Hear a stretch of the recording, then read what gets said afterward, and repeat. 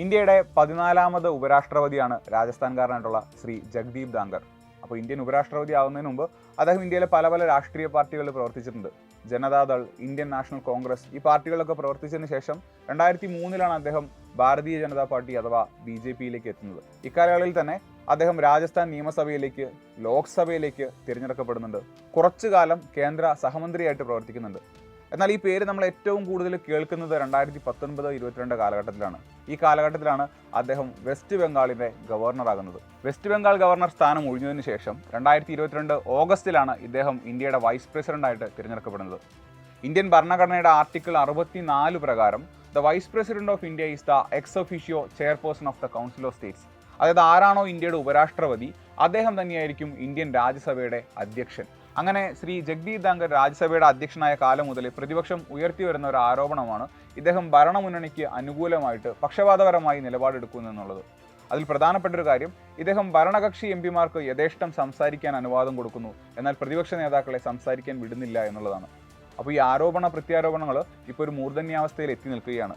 Indian ചരിത്രത്തിൽ ആദ്യമായിട്ട് രാജ്യസഭയുടെ അധ്യക്ഷനെ നീക്കം ചെയ്യാനായിട്ട് രാജ്യസഭയിൽ ഒരു നോട്ടീസ് എത്തി നിൽക്കുകയാണ്. കോൺഗ്രസ് നേതൃത്വം കൊടുക്കുന്ന ഒരു പറ്റം പ്രതിപക്ഷ പാർട്ടികളാണ് ഇന്ത്യൻ രാജ്യസഭാ അധ്യക്ഷനെതിരെ നോ കോൺഫിഡൻസ് മോഷൻ അഥവാ അവിശ്വാസ പ്രമേയം കൊണ്ടുവരാൻ തീരുമാനിച്ചിരിക്കുന്നത്.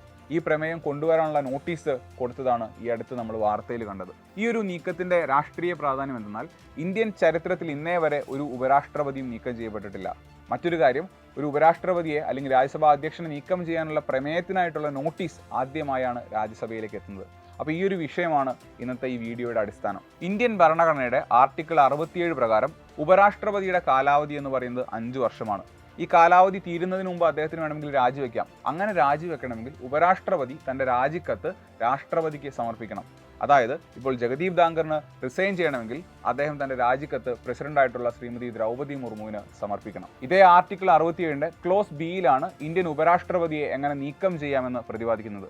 ഇന്ത്യൻ ഉപരാഷ്ട്രപതി അല്ലെങ്കിൽ വൈസ് പ്രസിഡന്റിനെ നീക്കം ചെയ്യാനുള്ള റെസൊല്യൂഷൻ അഥവാ പ്രമേയം രാജ്യസഭയിൽ മാത്രമേ അവതരിപ്പിക്കാൻ കഴിയുള്ളൂ. എന്നാൽ ആ പ്രമേയ അവതരണത്തിന് മുൻപ് 14 ദിവസം മുമ്പ് നമ്മൾ ഇതിനായിട്ടുള്ള നോട്ടീസ് നൽകണം. അതായത് ഇപ്പോൾ കോൺഗ്രസ് അടങ്ങുന്ന പ്രതിപക്ഷ പാർട്ടികൾ ഒരു നോട്ടീസ് നൽകി കഴിഞ്ഞു. ഇനി 14 ദിവസം കഴിഞ്ഞിട്ടേ ഇദ്ദേഹത്തെ റിമൂവ് ചെയ്യാനുള്ള പ്രമേയം രാജ്യസഭയിൽ അവതരിപ്പിക്കാനായിട്ട് കഴിയുള്ളൂ. ഇവിടെ വളരെ ശ്രദ്ധേയമായിട്ടുള്ളൊരു കാര്യം, നമ്മുടെ ഭരണഘടനയിൽ എവിടെയും എന്തൊക്കെ കാരണങ്ങളാലാണ് ഇന്ത്യൻ ഉപരാഷ്ട്രപതിയെ നീക്കം ചെയ്യാൻ കഴിയുന്നത് എന്ന് വ്യക്തമായിട്ട് പറഞ്ഞിട്ടില്ല. ഇനി ഈ ഒരു പ്രമേയം രാജ്യസഭയിൽ എത്തി എന്ന് തന്നെ വിചാരിക്കുക. അങ്ങനെയാണെങ്കിൽ തന്നെ രാജ്യസഭയിലെ അംഗങ്ങളുടെ ഭൂരിപക്ഷം ഈ പ്രമേയത്തെ പിന്തുണയ്ക്കണം. അതായത് ഭൂരിപക്ഷ MP-മാർ ഈ പ്രമേയം പാസ്സാക്കിയാൽ മാത്രമേ രാജ്യസഭയിൽ ഈ പ്രമേയം പാസ്സാവുകയുള്ളൂ. അതായത് ഉപരാഷ്ട്രപതിയെ റിമൂവ് ചെയ്യുന്ന പ്രമേയത്തിന് രാജ്യസഭയിൽ എഫക്റ്റീവ് മെജോറിറ്റി ലഭിക്കണം. അപ്പോൾ എന്താണ് ഈ എഫക്റ്റീവ് മെജോറിറ്റി എന്ന് ഞാൻ പറഞ്ഞുതരാം. ഇപ്പോഴത്തെ രാജ്യസഭയുടെ സ്ട്രെങ്ത് എന്ന് പറയുന്നത് 245 അതിൽ 45 സീറ്റ് വേക്കൻ്റ് ആണെന്നിരിക്കട്ടെ. അപ്പോൾ 200 പേര് ബാക്കി. ഈ 200 പേരും ഈ പ്രമേയം അവതരിപ്പിക്കുന്ന ദിവസം വന്നു വോട്ട് ചെയ്തു വന്നിരിക്കുക. അതിൻ്റെ 50% + 1 ആണ് എഫക്റ്റീവ് മെജോറിറ്റി. അതായത് 200ൻ്റെ 50%, 100 + 1, 101 MP-മാരുടെ സപ്പോർട്ട് ഉണ്ടെങ്കിൽ മാത്രമേ എന്ത് സംഭവിക്കുകയുള്ളൂ, ഈ ഒരു പ്രമേയം രാജ്യസഭയിൽ പാസ്സാവുകയുള്ളൂ. ഇനി നമുക്ക് നിലവിലെ രാജ്യസഭയുടെ രാഷ്ട്രീയ സാഹചര്യം ഒന്ന് പരിശോധിക്കാം. BJP നയിക്കുന്ന NDAക്ക് 125 MP-മാരുടെ സപ്പോർട്ടാണുള്ളത്. കോൺഗ്രസ് നയിക്കുന്ന ഇന്ത്യ മുന്നണിക്ക് ആകെ 112 MP-മാരുടെ സപ്പോർട്ട് മാത്രമാണുള്ളത്. ഇതിൽ പെടാത്ത കുറച്ച് പാർട്ടികളാണ് YSRCP അല്ലെങ്കിൽ ബിജു ജനതാദൾ, ADMK എന്നിവർ. ഇവർ മിക്കവാറും ഇങ്ങനത്തെ പ്രശ്നങ്ങൾ വരുമ്പോൾ ഭരണമുന്നണിയെ അഥവാ NDA ആണ് ഇതുവരെ സപ്പോർട്ട് ചെയ്തിട്ടുള്ളത്. അപ്പോൾ അവരുടെ സപ്പോർട്ട് ഇപ്രാവശ്യം NDAക്ക് തന്നെയാണെങ്കിൽ ഈ ഒരു പ്രമേയം രാജ്യസഭയിൽ വന്നാൽ കൂടെ രാജ്യസഭയിൽ അത് പാസ്സാകാനുള്ള സാധ്യത വളരെ കുറവാണ്. ഇനി ഈ പ്രമേയം രാജ്യസഭയിൽ നിന്ന് പാസ്സായി എന്നിരിക്കട്ടെ. അങ്ങനെയാണെങ്കിൽ ആർട്ടിക്കിൾ 67 പ്രകാരം ഈ പ്രമേയം ലോക്സഭയിലേക്കും പോകണം. ലോക്സഭയിൽ ഇത് പാസ്സാകാൻ ഒരു സിമ്പിൾ മെജോറിറ്റി ആവശ്യമാണ്. അതായത് ലോക്സഭയിൽ അപ്പോഴുള്ള അംഗങ്ങളുടെ ഒരു മെജോറിറ്റി സപ്പോർട്ട് ആവശ്യമാണ്. 18ാമത് ലോക്സഭയിലേക്ക് വരാം. 18ാമത് ലോക്സഭയിൽ 543 MP-മാരാണുള്ളത്.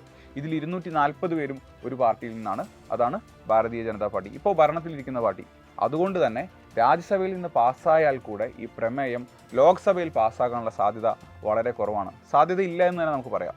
ഇനി മറ്റൊരു കാര്യം, നവംബർ 25 മുതൽ നടന്നുകൊണ്ടിരിക്കുന്ന ഈ പാർലമെൻറ്റിൻ്റെ സെഷനാണ് പാർലമെൻറ്റിൻ്റെ വിൻ്റർ സെഷൻ അഥവാ ശീതകാല സമ്മേളനം. ഇത് ഡിസംബർ 20 ആകുമ്പോഴത്തേക്കും കഴിയും.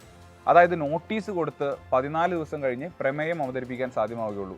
അങ്ങനെ പ്രമേയം അവതരിപ്പിക്കുന്ന ദിവസമാകുമ്പോഴത്തേക്കും ഈ സെഷൻ അവസാനിച്ചിരിക്കും. അതായത് ഇപ്പോൾ പോയിക്കൊണ്ടിരിക്കുന്ന സെഷനിൽ ഈ പ്രമേയം അവതരിപ്പിക്കപ്പെടില്ല എന്ന് ഉറപ്പാണ്.